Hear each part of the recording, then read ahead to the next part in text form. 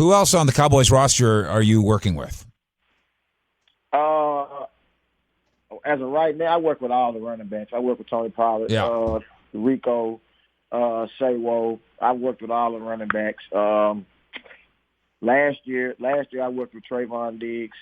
I had him the whole summer. So this year, me and Trayvon haven't linked up yet. We might before camp. I'm not sure, but that's really it right now. Just the backfield mainly. I'm curious as to your analysis. We watch Zeke. We watch the Cowboys play, and sometimes you'll have those that'll be like, well, Zeke's not Zeke anymore.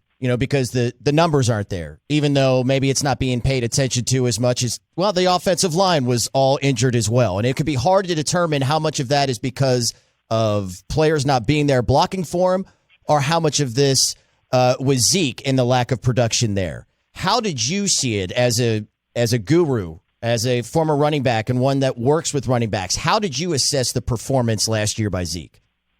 It was still a solid performance, still a solid season. He came in so strong.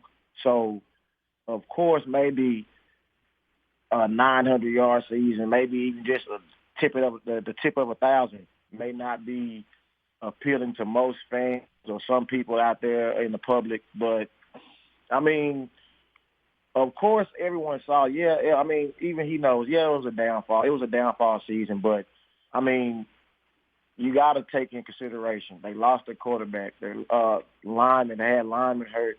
The whole team as a whole was just injured last year.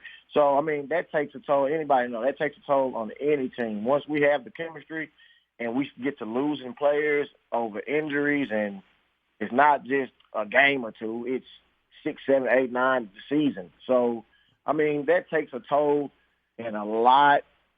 And take that. That has to do with a lot about performance. Even though when he did touch the ball, even what was going on, he was still able to make plays. He was still able to do his thing. He was still able to.